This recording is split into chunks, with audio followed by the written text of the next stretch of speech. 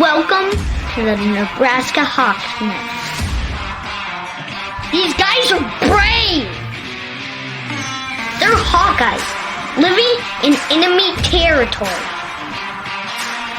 Listen, these guys are way past their prime, but they're still Hawkeyes! They're spreading the Hawkeye hype to all of Nebraska.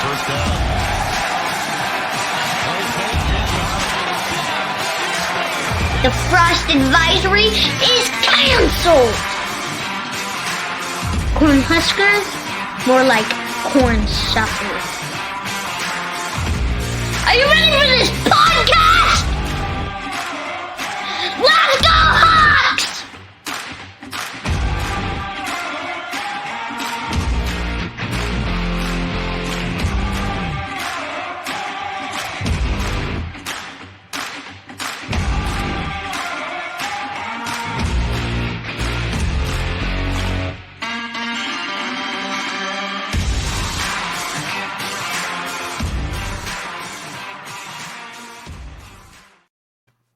All right, welcome back to the Nebraska Hawk's Nest, your Hawkeye oasis located in a lonely Nebraska desert.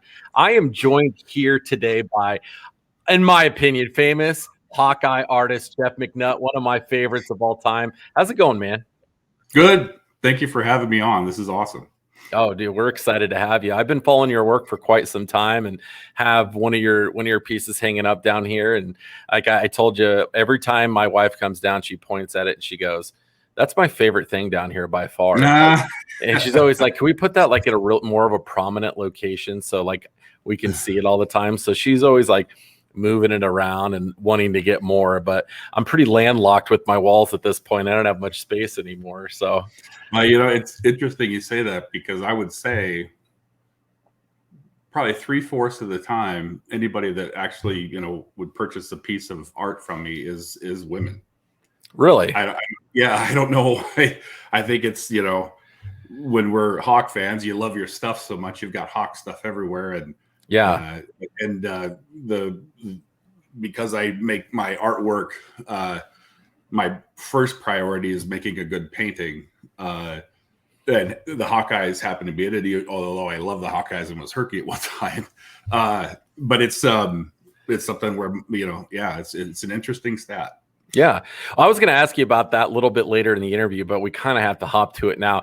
I don't know if most people know that about you, that you actually were the Herky mascot. Now, like, walk us through how that came to be, that you got to be the actual mascot for the University of Iowa. If you have any crazy stories of things that happened, and how damn hot did it get in that suit? Oh my goodness. Yeah. I think that, I was in 87 and 88. And it should have been more of a university sponsored thing, but I happen to be in a fraternity called Delta Tau Delta. And somewhere along the line in the 60s or 70s, Herky kind of faded. I don't know if it was a 70s football team or something, but this fraternity that I was in took it over. And so they have, you know, if you, for lack of a better word, the rights to it. And basically you just had to try out. And I weighed a lot less than I do now, but I was the Herky that could break dance. Nice. So I used to be a break dance and pop and lock a Herky, you know, getting out there.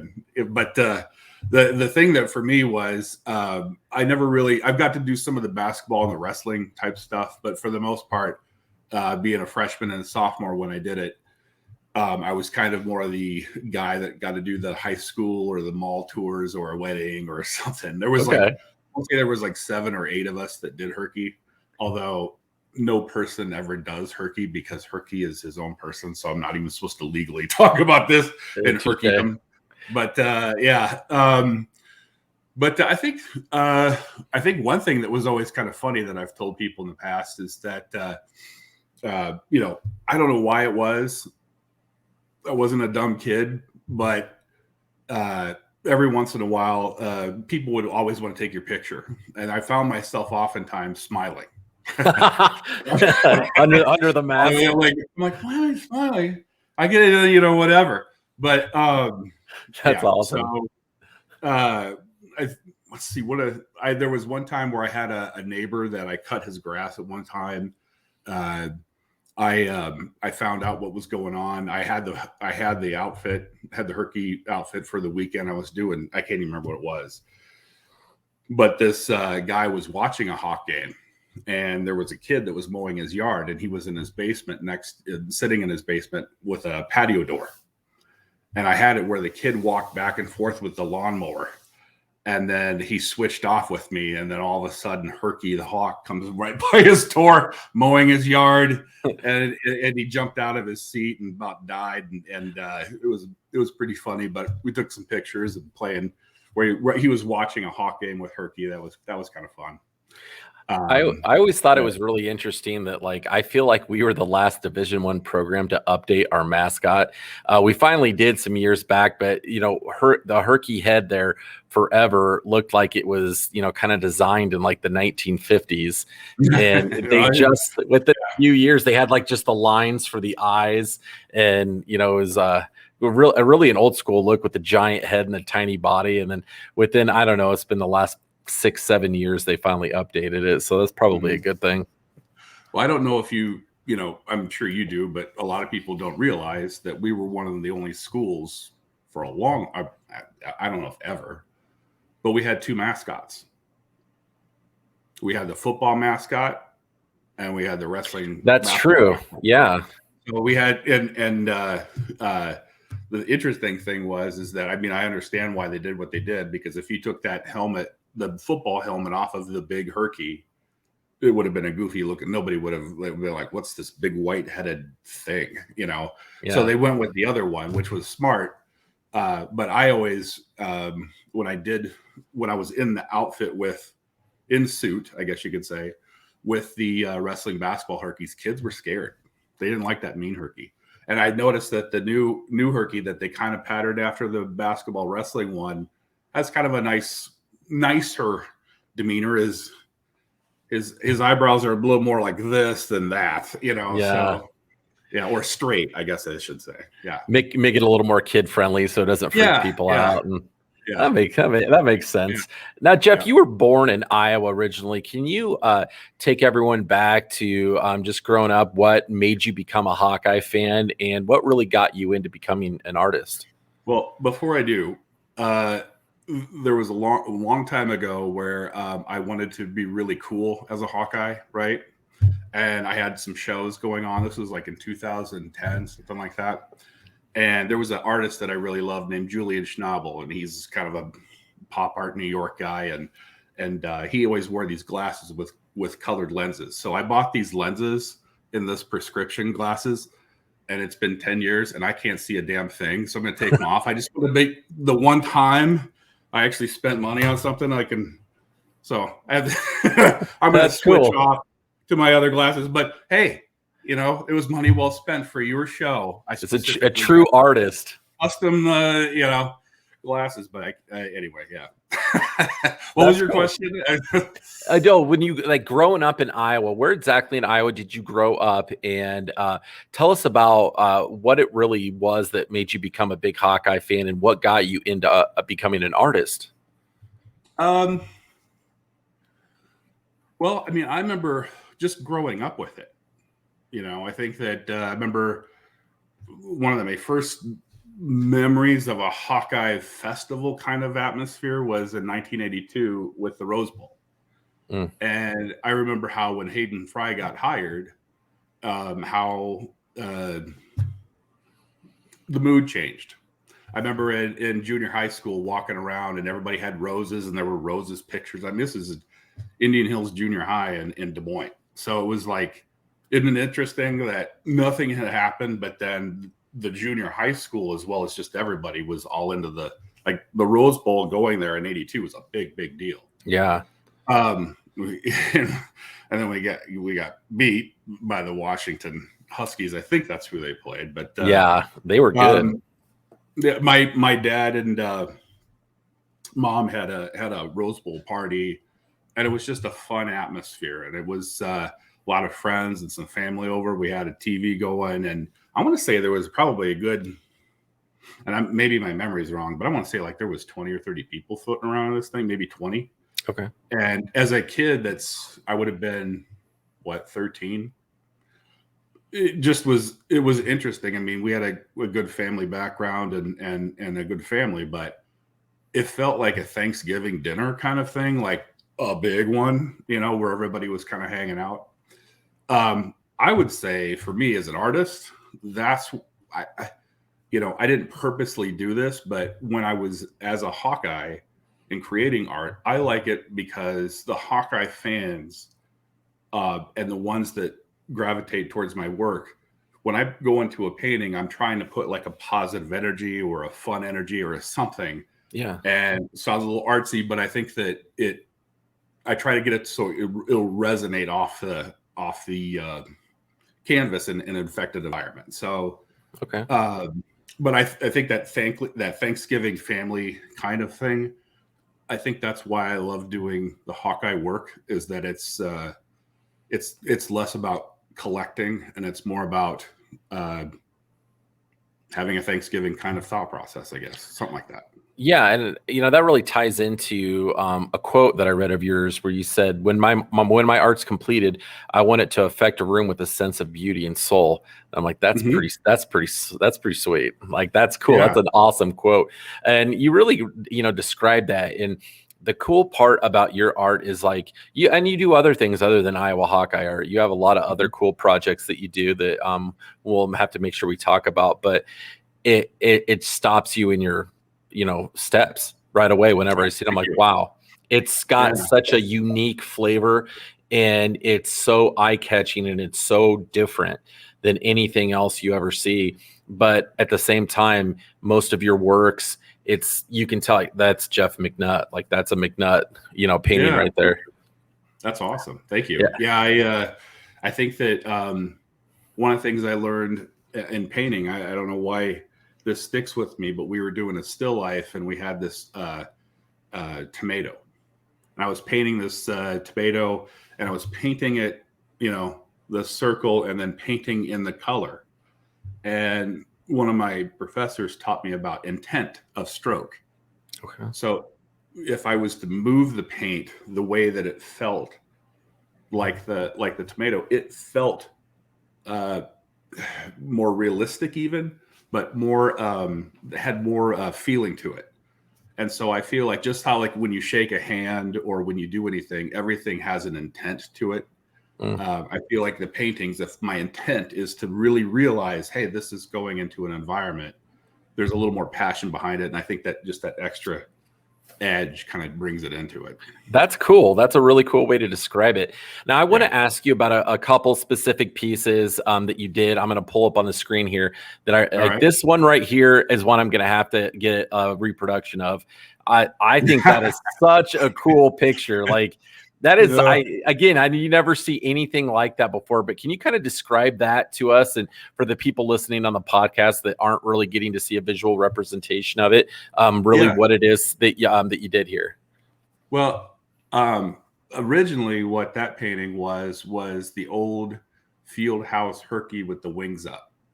And if you look at the painting, you'll see above his hand a little bit of a wing, but like on the left-hand side towards the bottom, you can see Herky's, like the winged Herky's head kind of bleeding through a little bit. Do you see those? Yep. The black marks. So it was originally supposed to be this winged Herky. And what I find makes my paintings rich for me is when I constantly look for a harmony where I'm putting paint on, taking paint off. That particular painting, my kids gave me this stuffed hippo when they were little, and it's this little thing we call paw hippo, and that's my paw hippo Hawkeye painting because the wood that's around it is gray, and that was this little stuffed hippo, but that wood that's around it is actually wood from Kinnick Stadium seating. Wow! So when the stadium was renovated, and they had all this seating that was up in the press box suite that came down, that gray was painted so that when people walked up steps or they flipped it so that people were walking on the gray, and underneath it was the numbers. Cool. So does that make sense? If you're going up the Yeah. stairs, you'd be walking on painted kinnick wood, but underneath it is a stenciled number from a seat. Okay. See, So yeah. that was the one thing. My wife makes me keep all my Hawkeye stuff in the Hawk's Nest down here, and which granted is what I should do. But she was looking at your work and she said that one I would put in the living room. Like if she could put that up in our living room. And I said, okay, That's well then I'm awesome. gonna have to talk to Jeff and get one then, because she said she'd allow that to go in the living room. So that one? Yeah, that specific one that I pulled up, this one right here. Yeah. Well, if you look at the bottom too, that was one of the, I don't know if it was one of the first ones, but on the bottom, he's standing around this brown stuff. Yeah. And that's actually, I took kinnick brick and crushed it down into like a rough dust. And wow. So that it's kind of got a texture to it. And what I found over time was people just couldn't help themselves, but they wanted to pick at it. Oh. And it didn't matter what age you were. So what I ended up doing was crushing brick down into a really fine dust, and then I put it in this like cup. It's like a coffee cup where you have like a filter. Okay. And I have like a solution of a thing called liquid, and there's some linseed oil and just a mixture of painting solvents that I use. Anyway, it extracts some of the brown pigment off of the kinnick brick. And so now I use, if you see any of my paintings that have kind of a dirty brown to it, it's probably kinnick brick stain. That's so great. I love that. Is that one available for like a reproduced purchase? It's in my studio. Is that, if your wife wants that, I might have to hook you up. But that would be awesome. We'll have to see what we can do with that one. But what does she like about it? It's interesting because a lot of people gravitate towards it, and I think it's just the energy of Pa. There's so many things about it. It's like it's so unique, and you've never seen Herky in that type of setting before. Like it's such a different take on it, and it has like an old timey like sense of like a class, and you feel like it's a little bit of like a snapshot back 60, 70 years ago. It's just, I don't know. There's so many things going for it that make it really cool and unique. So, thank you. Yeah. And then the crushed brick, I didn't know that. He had the big fur coat on, and I kind of wanted to have a wintry feel. And then the wood around it was gray, and it just felt like Pa Hippo. So, it's really cool. And now that I know the background story on it, it makes it even cooler. All right, I want to ask you about this other one too that I thought was super unique. That was really cool. Oh yeah, that's one of my favorites too. What was your inspiration on this piece? That goes back to loving and getting to know the Scottish Highlanders. Okay. Some of your audience may not realize it, but back in the 50s, 60s, 70s, and even into the 80s, during the halftime show, a huge Scottish Highlander group would come out and do a routine. It was like a bagpipe Scottish Highlander thing. Okay. And this was a nationally huge thing. I don't know why. I still haven't figured that out, because it is such a niche, unique thing. But nationally, everybody knew who the Highlanders were. Yeah. So if you were to pull that up again, I'll show you. Yeah, I got it right here. I started doing is, you may not be able to see it. The only place that's probably right, I don't know if you can blow it up, but in the upper left-hand corner where that blue stripe kind of crosses. Okay. You see all these little marks of like blacks and stuff. Actually, the first layer of this painting was a bunch of women who did the Scottish Highlanders with the bagpipes. And I met a lady named Margie out of Cedar Rapids, who was the one of the leaders of it. And back, the thing that really caught me was back in 1957 and 59. I think it was 57. This is hard to believe in this day and age, but back in 57, when they were going to the Rose Bowl, the state, like now, was sponsoring them in some sort of way. But back in 57, when I was going to the Rose Bowl, they didn't have enough money to take the cheerleaders, the band, or the Scottish Highlanders. So there was this big thing. If you look at some of the newspaper reports, the only people that were going to the Rose Bowl was the Iowa Hawkeye football team. That's all they had enough money to do. So at the end of the day, what ended up happening 3 weeks before they were supposed to go out and perform at the Rose Bowl parade or whatever, down in Fort Madison, they had a Santa Fe Railroad. And a Santa Fe Railroad, back at the time, when we think of it as just delivering coal and stuff. They actually had luxury liners. So Santa Fe Railroad stepped up 3 weeks before they were going to go and took the Scottish Highlanders, the band, and Herky and cheerleaders and all of it on this long tour in a big giant luxury liner. They had like menus, and I mean, there's some memorabilia where it's like I have the menu. I have the menu. You have the menu, okay? Yeah. So you know what I'm talking about. So yeah, I think the thing that was amazing is just how they went back and forth. But so I got to know some of those people, and I don't see a lot of Scottish Highlander stuff just because it's not present day of mine. I don't think anybody means anything by it, but I think for me, it's just meeting those people and that thought of Thanksgiving, man. That Scottish Highlander alumni group, it is one big family. It's awesome. Well, that's such a piece of history, and it's great to do stuff like that because it keeps that history alive. And I didn't know about all that either. And I feel like, I'm one of the biggest Hawkeye fans. There's a lot. I know a lot. That was a story I didn't know about. The interesting thing is, and I believe this is accurate because I've talked about it a couple of years ago, but the University of Iowa still owns the rights to the Scottish Highlanders.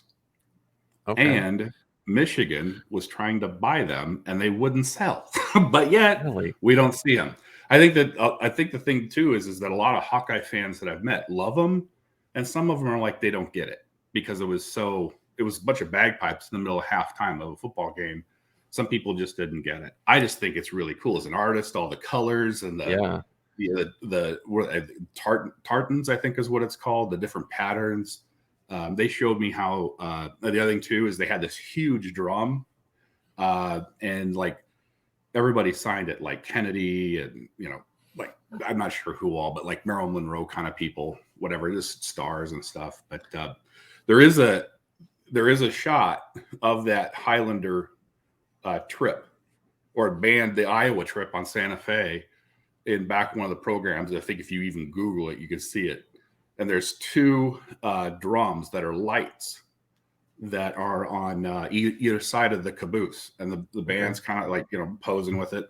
And there's I wonder if it's still there. It's been a couple of years since I've been out there, but there was a restaurant in Des Moines that somehow has something with a train in it. I should have looked this up before I got on your show, but they have one of those drums and it kills me. Wow. Because it's so cool. And I mean, for me, it's like there's certain things as an artist that are just so interesting. Yeah. And that's one of them. But yeah, if anybody knows what I'm talking about, the train place out in West Des Moines, I think is still there. So. And you were talking about that trip out to the Rose Bowl. One thing that blew me away, and it's had to have been remastered, but if you get on YouTube, the university's got a ton of footage from the team and everybody out at the Rose Bowl doing the different activities. And there's about 2 or 3 of them, and they're about an hour a piece. But so you got to have a little bit of time just to sit and enjoy it. But it really pulls you back in to that time period, and it is, I think, extremely interesting. Yeah. I think that the other thing too is it's sometimes we just think about our reality, but thinking about their reality, and that there was no Twitter, there's no Facebook, and yet they went from town to town to town, from Iowa City or Fort Madison to Pasadena, and did like little shows. The Highlanders did. Yeah. So, I mean, it was pretty amazing. And Art Linkletter, I guess, was kind of a big guy back then. He was kind of like a Jimmy Fallon kind of guy, and he had a show, and they were on it at Disneyland. And yeah, it's really cool how deep some of this Iowa history goes. And I think for me at the beginning and now when I do some of the paintings, the Herky not so much because I kind of get it. But but really digging in, there's so much really unique, interesting history that I think I've just kind of tapped the surface a little bit. So. No, and it's great for all of us Hawkeye fans to hear it too. It's really interesting. It adds so much more depth to our fandom and the history of a program we love so much across all sports and the university as a whole and state as a whole. You're doing some really cool work right now for a big event coming up, Fry Fest. You got a couple projects that you're up to right now. Can you tell us about what you're doing? Yeah. Well, I'm grateful that the Think Iowa City Coralville Visitors Bureau years ago asked me to be the first Fry Fest artist. And so I painted Hayden Fry's painting portrait where it's just basically his head. And I said the only thing, they were auctioning off the painting, the original. They sold posters. And I said the only thing I want to do is just meet Hayden Fry. And they were like, it's really busy. I'm like, even if I could just get all I want is just a photo with him. And they said, no, Shirley, his wife, was kind of being really careful because he was sick at the time. And this was the first Fry Fest, 2009. Is that right? And I don't think most people knew he was sick then. Right. But she was really just making sure. So anyway, he and Shirley found out that I was donating the painting proceeds and the poster proceeds. And I got a call literally the night before, and they said, "Hey, Hayden wants to meet you. He thinks it's really cool what you're doing. He'd really like to meet you and sign this painting." And they're like, "Can you do that?" I'm like, "Yes." and I'm like, "Oh," and I was all freaking out and nervous or whatever. And so I immediately got my canvas and I don't even know what they're the easel. I had a huge easel at the time. I use a wall now, but I had a huge easel. And I went up to the Marriott in Coralville and put that thing up, found out the room they were going to, put up the painting, put up the easel. Everything's fine. And then I'm like, okay, I need to really dress up and, whatever. And so I found, I had a black suit and a yellow tie and then they wanted to do it at 8:30. I was there like at 8:10, 8:15. And so I'm standing there at the front door where this conference room was, where he was going to come in.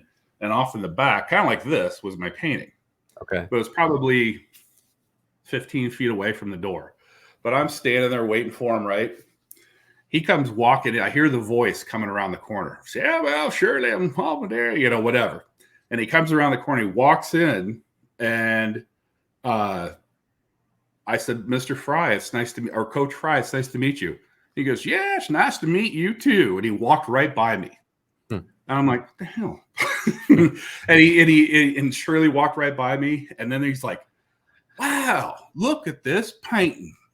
He's got the Tiger Hawk," and he's doing this. He's got the Tiger Hawk hat on, his sunglasses. "Man, this is a good painting." And then his entourage, then the people came in that were working with him that day, came in. And they said, "Hayden, this is Jeff McNutt. This is the guy that did your painting." He gets up in my face. I'm going to try to do a little camera action. "You did this painting?" I'm like, "Yes, sir." He goes, "No, you did this painting. Son, I would have put you on the front line. I was looking around the room for some squirrely guy." Which was awesome. And I was like, "Oh, thank you for that." It was hilarious. And he started laughing at me and stuff because I'm like 6'4" and like 350 pounds. I'm a big guy. He thought I was the security guard. So we had this signing, and what was really bizarre was we had this whole thing of everything, and he started describing what happened to him. And this kind of leads me into this current project a little bit. Yeah. But he started telling me what happened to him when he first came on as a coach. So he was paid like $50,000 a year, which is nuts. Yeah. And so he had a contest. He wanted everybody to look like a hawk. He had that contest you've probably heard forever about how he wanted to have people look like a hawk. Nobody was really dressing like the hawk. Okay. And so he had his contest to be able to make a new logo. And I met the guy, Bill Colbert, who ended up designing the logo. And Bill Colbert told me the whole process that I could share with you if you want. But basically, he ended up spray painting on a black helmet the Tiger Hawk and sent it to Hayden's office. He looked at it, was like, "Yep, this is it." So Hayden, and this is another thing, it just blows me away. Back in 1979, Hayden owned the rights to the Tiger Hawk. So he had the rights, not the university, Hayden Fry. And he made this thing called Hawkeye Marketing Company. And he went around, and I remember as a kid watching a news show, and they introduced the Tiger Hawk. And people don't like change. Iowans don't like change. Yeah. And so to go from what they were used to this weird thing was kind of an uphill battle. And Hayden told me he formed this Hawkeye Marketing Company, and he wanted to license out the Tiger Hawk. And nobody was really taking him up, which I think is crazy. But he ended up going around from different companies, and he got a contract with JCPenney's. And they did 65 products. And I guess JCPenney's for years was the one that distributed and made the Tiger Hawk, accessible to everybody. Really? So, so the interesting thing is that the Fry Fest came to me again this year, wanted me to do a Hayden Fry painting. And having met him and everything and getting to know more about his history, I think you've seen on Facebook, I've posted it a couple times. I really wanted to make like a Hayden explosion of just Hayden stuff, the Tiger Hawk and all of that. So I'm working on that right now. And that's going to be for Fry Fest. And, in the past, they were going to auction it off. And in the past, they have sold posters. Well, they're making 500 posters. Once they're gone, that's it, of this Hayden Fry painting. And they're giving them away. So if the first 500 people that walk through that door that go to Think Iowa City booth right in the middle, I think is where it is, they can get a poster. I'll sign it. But so anyway, I think that poster and that history and doing all that, it's just really, it's going back to that Thanksgiving thing. When you go to the trade show, you go to the the concerts afterward. The Fry Fest organizers, Josh Schomburger and Monica Deves, they've all done great stuff. Nick Kading, Nate's brother, that whole team is great.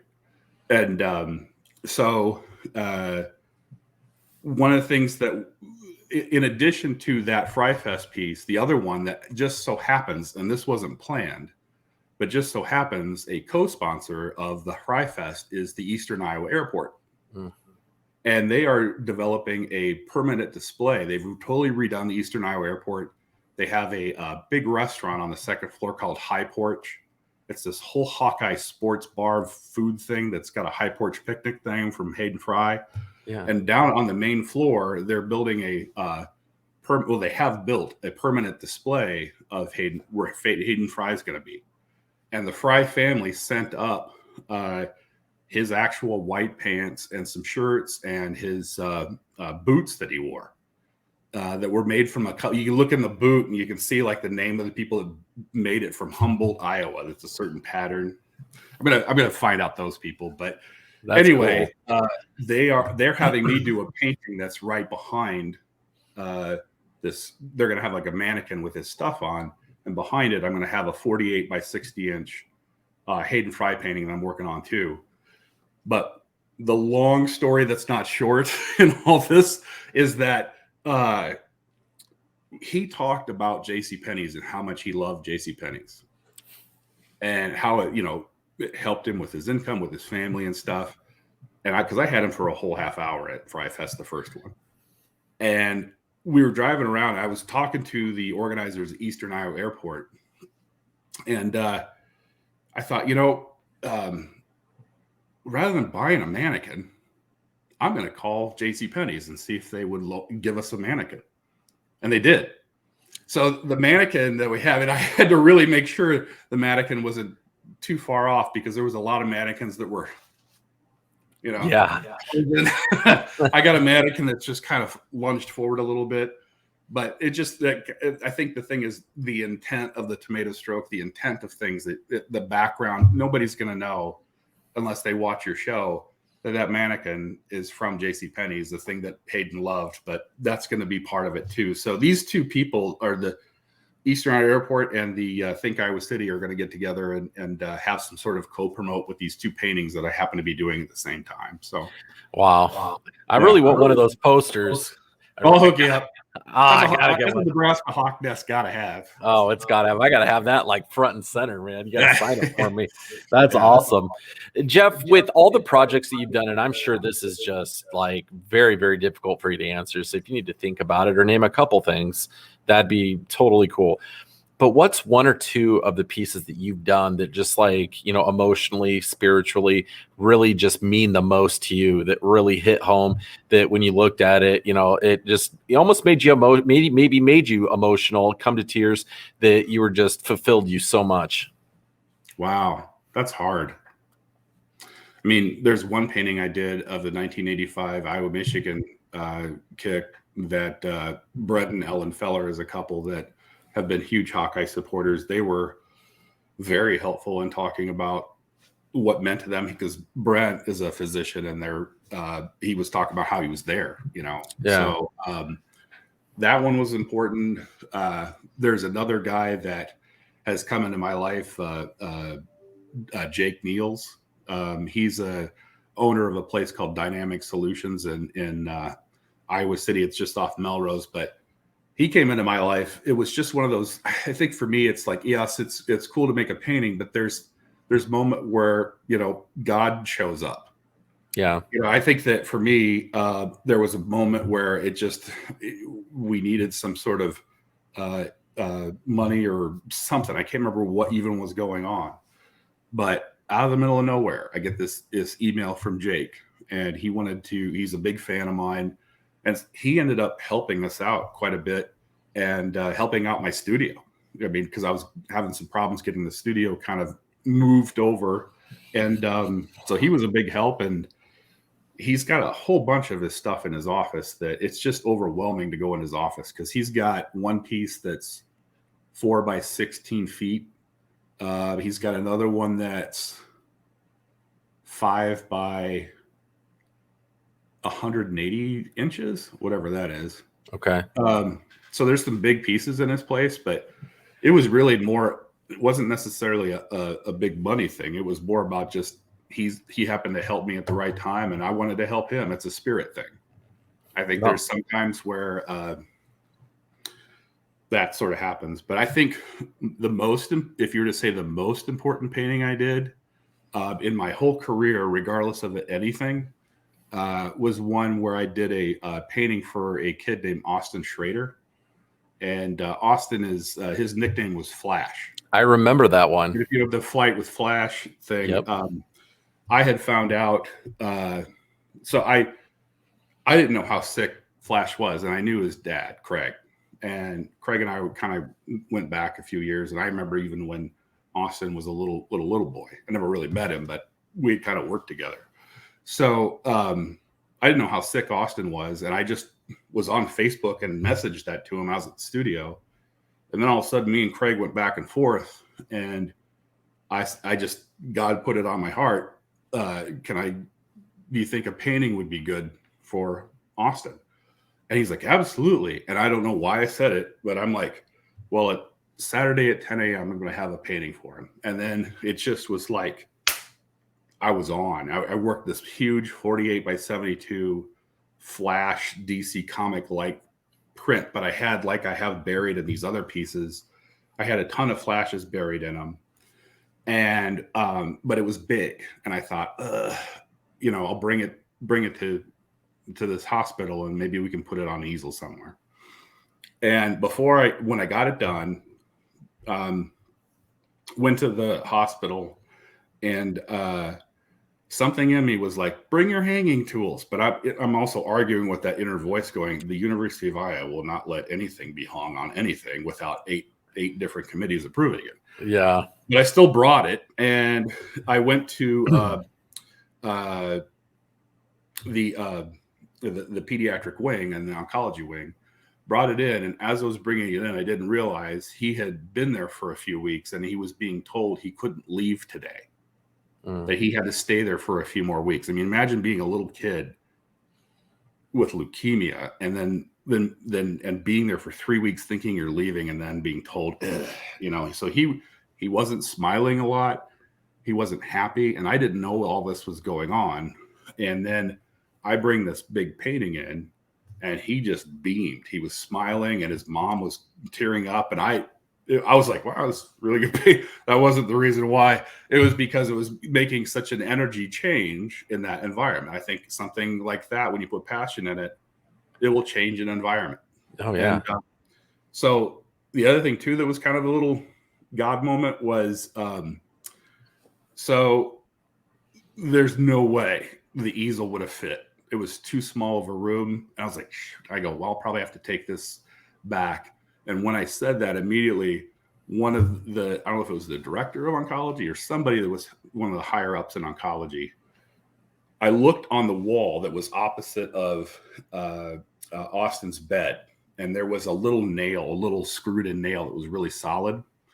And it was perfectly put. But if I put just a little anchor thing, it would have hung perfectly. And this guy says, what are you doing? I said, I got to take this painting out. I go, I'd love to hang it here because you got already the nail. He goes, I won't say anything if you don't. I'm like, that's all you need to know. Hung it up. So for the next couple of weeks, he was telling all the people, the nurses, about the different flashes and stuff that are in there. And for me, that changed my world as not only a artist, human being, but even a profession and working in oncology in some way. And then continuing to work with the LLS team, particular candidate named Michael Anderson was awesome. But just people like that, like Michael or the Schraders or anybody that brings passion into something like that, if I'm a part of it, it just fuels me. You know, it's just awesome. Yeah, that's a beautiful thing, though, to be able to change a kid's perspective like that, especially everything he was going through. And, you know, a kid that age, 2 weeks, 3 weeks, that's a lifetime. Like that takes a really long time. As adults, like 2 weeks, right? That flies by quick. But for a kid, especially one that's going through leukemia in the hospital like that, that's a long, long time. And something like that really makes that time that he's spending there, I'm sure, a lot more enjoyable. Well, Austin was, you know, a human being, had feelings just like anybody else, but he seemed to be a little bit beyond his years. I mean, I saw him as it continued to progress. He was such a positive kid. Yeah. And he was always stepping up to the plate. And I think the thing that really resonates with me to this day is a saying that Craig, Stacy, and Austin had was win the day. I mean, are you really, when you get up during the day, are you really winning the day, or did you have a rough night last night? And, you know, I mean, we all have those rough nights and everything. But I think the point is just, if you make a gratitude list and you're able to walk through and just think about, you know, what are you grateful for? That seems to turn, you know, your life around. And I don't mean like grateful for my family and my income, which I am, but like that, we have city lights, that there's, you know, cement on the ground, that we have a grocery store to go to. You just like the little things, making the little thing gratitude list. It's like you could get a 20-page paper going. So being around Austin and his family kind of taught me that. We all take that stuff for granted. I mean, living here, you just are like, it's there every single day. And, you know, kids that are in his situation, his position, I think tend to a lot of times be wise among their years, because, you know, they've experienced so much more than any other kid that age has. And you talk to some of these kids that are going through this and you're like, man, like this kid is so much farther along than I was when I was that age, so much more mature and such a better perspective than I ever had. And, you know, you just admire that about a lot of those kids, how brave they are and, you know, how they gain that perspective. And it's, you know, it's a tough fight. And, you know, that's awesome that you were able to do something like that for him, to make that time in the hospital that much more enjoyable. I wasn't doing it for that. I was just listening to the voice that was inside, and all that stuff just kind of happened, but it changed my life and made me really realize, hey, you know, that same kind of moment I have seen with Hawkeye fans, not as dramatic and not with a leukemia patient, but it is something amazing to be able to affect somebody's, environment. Or, I've had a fan one time reach out to me, and they were celebrating their 25th wedding anniversary. It was one of those where, I do command a good price for the paintings that I do, just because of the amount of work. I think the size, depending on what they do.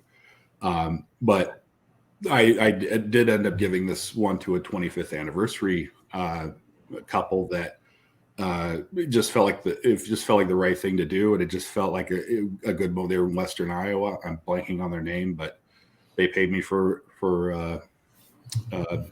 shipping. And that was good enough. So wow, that's great. Yeah, but there's other times where I think for me it's just, I think money is not necessarily, it's the price that's put on it. Although I do have a value that I place on the paintings, I think for me it's more of a transference of energy. I mean, I know, yes, it sounds artsy too. It's a physical dollar bill, but really does that person feel the same love from me that they're giving to me? Yeah. Does that equal out and have a balance based on what I'm putting in and what they're putting in? And I think I've kind of found that chord, but yeah. It goes so much deeper than, just the dollar, but you also have to eat and pay the bills too. So, right. You gotta balance all of that. I was going to tell you, we got to stop by and say hi again. I'm going to be coming through for the Purdue game nice. on homecoming weekend and bringing the family. So I'd love to show the kids the studio, and Yeah. we're going to do a live remote show in West Branch from the Down Under sports bar there, and we got some former players coming by. So if you're free that Friday before, we're gonna be hanging out, having a few beers and appetizers, and doing some player interviews. So we'd love to have you if you're free. Yeah. When is that? Do you know? It is October 15th. October 15th. Yep. Yeah. No, that'd be awesome. Speaking of West Branch, one thing I forgot to mention, I've heard you mention on one of your other shows, is there's a shop in West Branch called Hawkeyes. Oh yeah. And the Hawkeye family, Randy and Beth, and I think Shannon, I think is Shannon. Man, they are like what like an Iowa feeling. When you go into that store, it just feels good. I mean, they have a lot of Hawkeye stuff. I think they have more probably in the archives that I hear that Randy's got, but they actually helped me out for this Fry Fest poster, or not poster, but the Fry Fest painting that I'm doing for this year.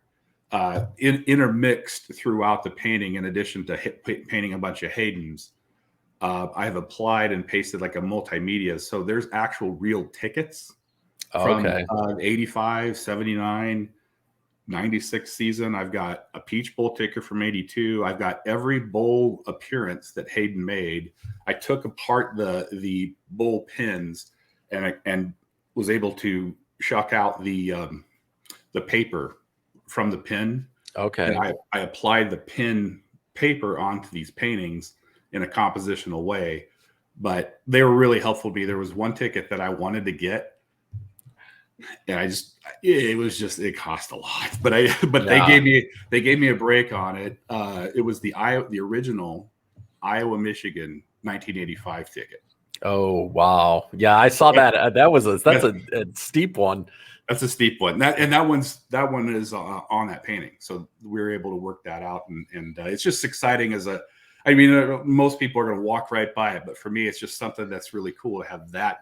Somebody had that ticket and went to that game, and that's in the painting.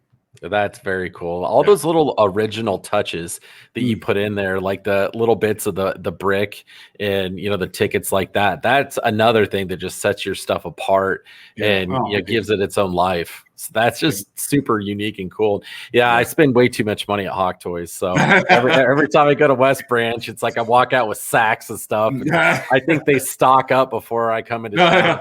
They know I'm weak. So yeah. So I bet you that West. What was the name of the place at West Branch that you're going to? Down Under. Is that right next to him? Yeah, it's like Caddy Corner, like right across the street there. Yeah. That whole little nook is a really great great place to go. So. It is. I enjoy it. And like I told them, I'm like I'm creeping into my 40s now. I kind of feel a little weird going out in Iowa City after a game. I'm like the old guy at the bar. And I'm like, I'm closer to the age of the parents now of the students. So I'm like, oh man, maybe I should find some other like places to go celebrate a victory or have a beer or two after the game. I might swing down to the Ped Mall for a little bit, but I'm a little out of the accepted age bracket down there. The 2 a.m. Euros or old Rocky Rococo wannabe kind of places. Oh yeah. Yeah. I've had those 2 a.m. Euros before. I don't even think I could make it till 2 a.m. I know. I can't. We go out. I'm like, when it's midnight, I'm like, oh geez, I need to go to bed. I'm gonna feel terrible tomorrow. I'm really worn out. It's like a long drive. I'm a little dehydrated. yeah, exactly. So I'm pathetic. I used to be the guy that could go like later than anyone else, and now all my buddies are like, geez, like you are mortal. Like you can't do it anymore. I'm like, as soon as I turn like 38, I'm like, I'm nowhere near as tough as I used to be. I got to wrap it up by about 11:30 midnight, or I'm gonna pay for it the next day. That's the same way with me. I think when between 30 and 40, 45, I could paint for a long time, like 12 hours kind of sessions. And now I can only go like 4 and then I'm wiped and I got to take a break. That's a long time to paint though, 4 hours. Like that's still pretty good. It's a lot of my process is about putting paint on and taking paint off and finding a harmony. Whenever I go into a painting, I always know exactly what I want to do. And it never turns out that way because when you put paint on the canvas, stuff just sort of changes. When you move stuff around fast too, like I'm constantly moving. And I think, like as a former breakdancer, herky, there's sort of a music thing that takes over. And I play music strategically within my artwork. So nice. If there is where I'm going a little crazy, I might put on, The Prodigy or AC/DC or some sort of like pop 80s thing, something or other. Okay. But if there is a moment where I have to be slow and quiet, a Miles Davis kind of blue will go on. There's some electronic jazz that I'll put on, and it just helps me kind of calm down to refine it. So there's that to it too. But very cool. I was going with that. No, it's just interesting stuff. I like hearing the background of it. It's super interesting. Well, Jeff, thanks so much for taking time out of your busy schedule. And we're all big fans of yours. And hopefully this interview will, get you exposed to a whole new sector of Hawkeye fans that, don't know about your work. And what's the best way that if they get on your website or any way if a fan wants to purchase either an original piece or a reproduction, what's the best way to get in contact with you? The best way, you can go on to McNutt Art, and that's my last name, MC, N as in Nancy, UTT, and then the word art, ART.com. My email is the same. It's McNuttArt, but it's at gmail.com. And if you go to my website, my phone number is listed. If somebody wants to text me, that's probably the best way to do it. They can certainly call, but it seems like my call thing is blocking people all the time. So if they want to text me, that'd be probably the best way to do it. Okay. I think one of the things that, if there is an event or if there's something special, I can always try to do a print.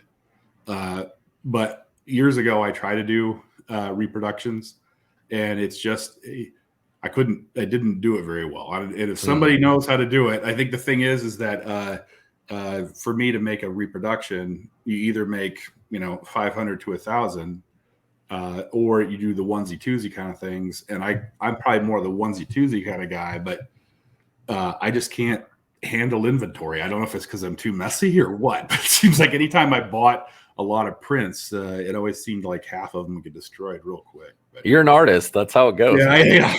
But I'm all up for original pieces. If somebody wants to come by the studio, one thing I've done with some people is they bring their family. We make art marks on the canvas, and then I paint something over the top of it, so the marks still are there. A history of their family's mark making is still there. That's been fun.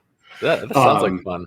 But I think this is sort of kind of like an Oscars moment where right before you leave, you're like, and I'd like to thank my wife, Beth, for all her patience and putting up with late nights at the studio. I was going to ask you about her. The turpentine and cigar smell that I have when I come home sometimes. Yeah. So she's got to be a pretty cool lady. But when she sees those pieces, she's like, okay, it's all worth it. Well, I didn't have this one I made for her. This is the only, I was going to do this interview in my studio, but I don't have any Wi-Fi in there, and I tried doing the signal. It's just too low. So okay, this is my wife's painting. So that's cool. I like that one.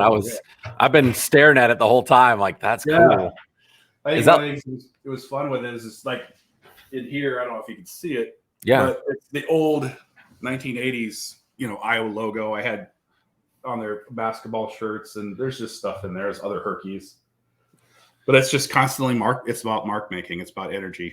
Yeah, I love it. That is very cool. I like the Hawkeye at the top that's like dunking the basketball. Yeah. It's like that's my favorite part of it. Yeah. Well, the funny thing is that Hawkeye that's dunking the basketball is I can't remember what he was doing. It's a combination of two different Hawkeyes. That actually is a cheerleading Hawkeye. Really? There's another Hawkeye that was jumping up and had that pose. So I drew both of them on, so it looks like he's slamming it. Oh, that's awesome. That's my favorite part of the whole thing is the expression on his face and slamming the ball down. That's really cool. All right, Jeff, thank you so much again for taking time. I love hearing your perspective in your creative process. You're such a humble guy and so creative, and it's just so interesting to me to hear the stories and the depth behind all of the work and the thought process, because there's every piece that, I can tell when I look at it, I'm like, okay, there's so much more into this that, I probably don't know about, but I love hearing, your side of it. And because you definitely put your whole heart into every single piece that you do. And that is very clear. Yeah, absolutely. I really appreciate the time, Adam, and you do a wonderful show. And I look forward to wearing my Nebraska Hawks Nest hat that you're sending me. And we'll have to get your wife that painting or some sort of version of it. So that would be great. She would love that. When you guys come down in October, we'll have to have you at the studio. You can see. Perfect. It's hanging right there. It's just, we'll definitely swing by. We're going to stop by. I want the kids to see the studio. Cool. So, all right, Jeff, we always end it with the Go Hawks. All right. 1, 2, 3. Go Hawks! Go Hawks! Wait. These guys are past their prime. The other lines? Yeah. What? And I wish I had a little, a gold thing. A gold chain. Yeah. He's so much cooler than we are. Anyway, go Hawks. All right, go Hawks. See you, Jeff. Thank you.